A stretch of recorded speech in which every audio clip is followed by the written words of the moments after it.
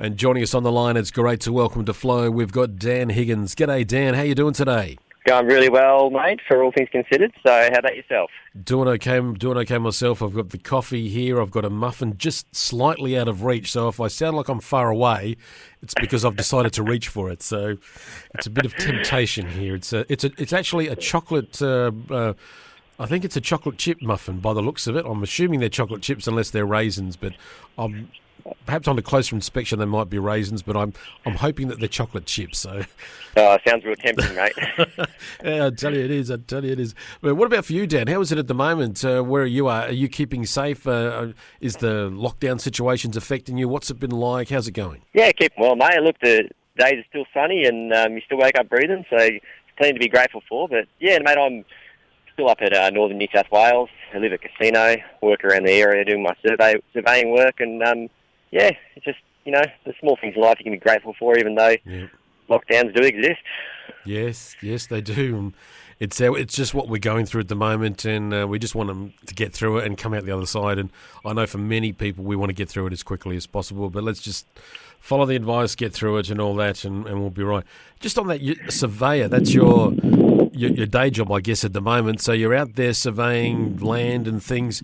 You must get to see some amazing, as I'm looking at your video that's playing on my screen here for your new song we're talking about, Be the Moon for You. And I see a wonderful shot of the moon, but you must see some amazing sunrises, sunsets and everything in between. Yeah, I do, mate. Yeah, see lots of cool stuff. I guess I get to travel around a fair bit.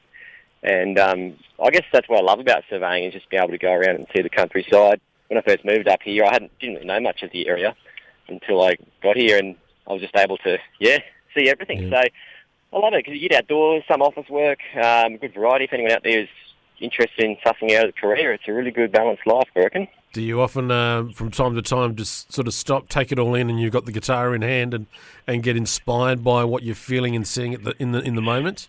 Yeah, mate. Well, it's funny you say that, because some of the guys I worked with before, they said, you got to write a song about surveying, Yeah. And I was like, well, Johnny Cash already did. He wrote a song called I Walk the Line, That's the closest to surveying as you can get.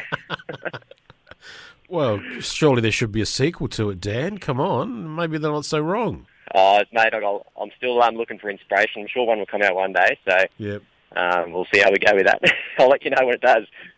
So when you're out there and you're taking it all in, do you get inspired by, and do song ideas come to you while you're doing your surveying? You're out there, I'm assuming, on your own, doing what you're doing.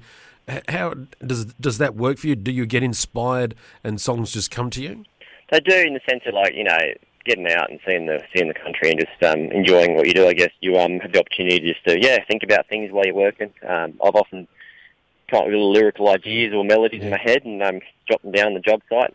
I guess for me, the biggest inspiration is, when I can really sit down and be focused on songwriting, and at home I often do that, or take the time to go and, visit some tranquil location or just a friend's house and do different things.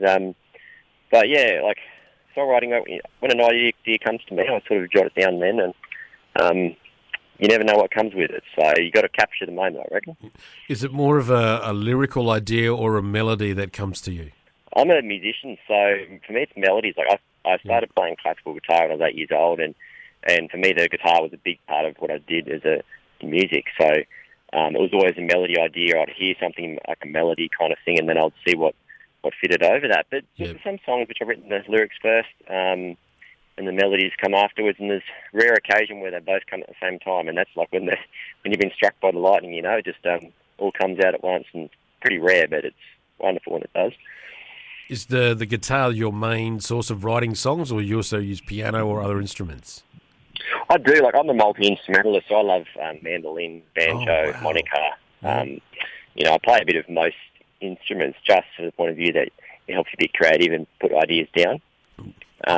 But guitar is my main instrument, and I'll always return to that. But look, piano's a wonderful instrument. You can sit there and you just tinker away, and it just brings out a whole different element of enjoying music, because it's very different to guitar. Guitar is a little bit more difficult to play than piano, because piano is all laid out in front of you, but guitar, it's a little bit more challenging. So, yeah, but the guitar, mate, has always been my main instrument, that's for sure. What's your favourite guitar? Oh, I know it's like trying to pick a favourite child, but come on, let's narrow it down. Well, I have had quite a few over the years. My favourite, though, would have to be my first steel string I got. It's an acoustic by Washburn. It's only a $500 guitar, but it's just got a beautiful tone. And the more I played it, the more it's aged, and the more nicer it's got, you might say. It's been battered. It's been to campsite. It's got cracks in it. Everything, but yeah. It's special. It's had a life just like yourself. So and that all helps to the character and the sound of the guitar, I feel. Yeah, well, I've had some people tell me they just sit guitars in studios and in a music studio, and they'll just sit there because the sound resonates through the timbre and actually ages the timbre. So the more you play a guitar, the better it will sound. It's just the science behind it. I was talking to a guy recently about guitars, and he like guitarists like yourself, and he said there are some that he picks up that he'll just strum them, and he said some that are easy and some that are hard. And he said, and the easier the ones are the ones that he gets drawn to, that he likes to add to his collection. But the ones that just are hard, he puts them straight back. Is that the similar sort of thing that you find? I think so. Like when I've always gone and bought guitars shopping, when you pick it up, you know if it's going to if you can buy it or not. Yeah. I have impulse bought before, but the ones that the ones that you feel like you're comfortable with playing, it all comes down to how it feels, how it sounds, because it's such a personal thing. That, you can play lots of guitars, but it'll be one that sort of jumps out at you, and everyone's different, I guess, with their ear. That they are. So, interesting. Yep, thanks for sharing that. I was just curious about that, and with the guitars, when he said easy and hard, and it's making more sense to me as the more I talk to other artists about it. Now, Dan, I'm looking at your video for your song, Be the Moon for You, which we're going to hear shortly, and tell us about the video, because there's some great scenery shots that you've got in there. So how did all that come together? Oh, Be the Man for You was an interesting video idea. Believe it or not, my mum actually came up with the idea. So I've been thinking about different things I wanted to do, and I was talking to her one day, and she said, what about, the idea of going across a lake in a boat? And I thought, it's a great idea. How do I make it work? So I had a chat to Duncan, and the more I thought about it, I was like, I can really see this working. And Duncan was like, yeah, let's do it. So we actually shot a fair bit of it in the studio, and then some of it actually out on the lake down the Central Coast, and it's a very different video. Like, it's got a kind of an eerie feel to it, but I think it lends well to the song. And I just wanted to do something creative that I hadn't done before, and it's a little bit different to other stuff you might see. So, hope folks can enjoy it. I certainly did. I certainly enjoyed it, and I like that. I like it when you do something like that, you turn it into something and make it more, and it just, to me, it just drew me right into it, and to get absorbed by it. So I really love the clip, and I think, that on rowing along and that, I thought, okay, how did he do this? And that's when you said the film, where I thought, they're little masters, they are. So that doesn't surprise me. Now, it's quite interesting, mate. Actually, on that, the moon which you see in the clip, it's the red blood moon. Yeah. And Duncan was actually out the night before, because we had that clip, and he was out filming it in 4K.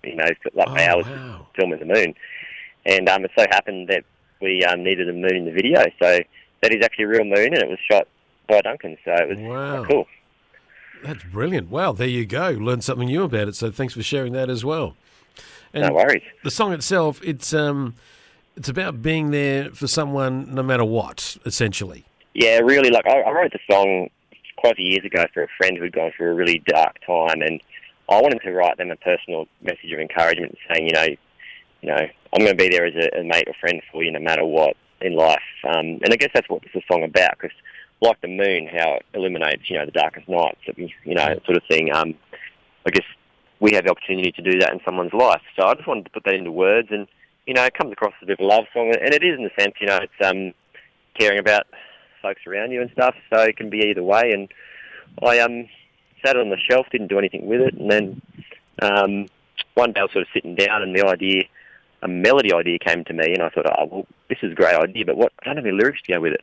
So I dug in the archives, and this Moon song came out, and the two just fitted together really well, and that's when the new song was born. And I didn't actually rewrite this one or do anything with it. It just, as it was, that's pretty much how it was recorded. Wow. Okay, so inspiration came to you, and there it was. Yeah, it's amazing. Like, it's just it's a funny thing, when it just comes. It's like it just fits. Yeah. And that was one of those songs that it happened on. So I'm really grateful and blessed that had the opportunity. And the track's from your album called Make Love Enough. So how's the album been going for you? So going well, mate. It's something which I've really worked hard for a while now. And it's a folk country type vibe album. And an essential theme around the album, like it's always challenging when you make an album. What do you call it? Yep. Like what's the title of this thing? It's like naming a kid, really, I think. Yep. But so the title of the album is Make Love Enough, and the title track I actually recorded with my brother. And it was a really cool opportunity just to kind of pen down the idea of the album together. And the central theme of it is pretty much about just encouraging love and caring for each other, really. Which is sometimes a message we don't hear enough, quite honestly, when you think about it. True, mate. And in this day and age too, there's so much negativity just in our faces. News, media, and it's often hard to stay positive. So I just wanted to create a positive album that used my life experience and the experiences I saw to kind of just put a bit of a good vibe out there and just create the music I love. So as a songwriter and a musician, and you're saying it's about your journey of life. Well, journeys are all ups and downs. How hard is it to write a song about when you're down as opposed to when you're up? I think for me, the easiest songs that I've ever written was when I was at a point of reflection or down, because you're really thinking about things and you've got so many emotions to put out there, and you often have so much that it's too much for a song almost. And the song The Hand, which is on the album, was one which I actually wrote. Most of the songs in there I wrote when I wasn't really experiencing that exact feeling, but I knew it was like. The Hand was one which I wrote when I was having a low point, and I kind of wrote it. It's almost like a self-encouragement, really, but through that I knew it would encourage other people. So it's one of those songs that, it came really easily, but yes, it is difficult sometimes to put your thoughts and feelings on paper, and that's where co-writing is great, because someone can look into your life and say, hey, are you feeling this way? How were you feeling? I wrote with David Carter on... Yep. Yep, so I wrote with him on Ain't Gonna Bottle It Up, which was the previous single, and we sat down and looked at the first verse, and he said, how were you feeling in this situation? What was it like? And he got me to write down the exact feelings, and that's kind of where the verse came from. So it's good to be able to work with people on that. Yes, and he's a good one to work with. It's very good. So that's good. You'll learn a lot working with David, that's for sure. So, sure, mate. So, Dan, you've got the album out now and all that. So gigs are a bit hard to sort of plan, I guess. But how's that sort of side of things looking for you as we head towards Christmas and the start of next year? Yeah, mate. Well, firstly, we had a September tour booked in with myself and Andy Penko, but we've had to reschedule and move dates around different things. But we've got a few gigs lined up for this year, and sort of aiming towards Tamworth. Hey, whoa. No. I'm not letting anyone mention the T word, because I mentioned the G word, and it's caused it to be cancelled. So we're not allowed to mention, we can say the T word, but that's as far as we go, mate. No, I'm not jinxing it. I'm not being blamed for that as well. Oh, I can't pin that one on you, mate. Well, I hope not, but I'll try. But so we're heading hopefully towards the T in January, so that's good. Right, yeah, we'll leave it at that, hopefully towards the T, and we'll see what happens, because at this stage anything could happen. Yes, that it could do, but yes, yes, it seems we talk about these things and the next day I find out they're not happening, so I don't want to do that to you. So, yeah, we're not mentioning... Yes, it's shows that cannot be named, yes. But we'll run with that, mate. Sounds good. Well, Dan, it has been great chatting to you. Good luck with everything. And I know once you get out there and start doing those shows, it's going to be fantastic, and hopefully all going well to that special event in January next year that we'll talk about at another time. We've got your current single here ready to go. I know the Flow listeners are going to absolutely love listening to it. And check out the video, guys. Check out the video, because the video is quite stunning. And anything more we want to know about Dan, we can go to his website, danhiggins.com.au. Dan, thank you so much for joining us on Flow today. Could you please introduce your track for us? Yes, thank you. G'day, my name is Dan Higgins, and you're listening to my new single called Be the Moon for You.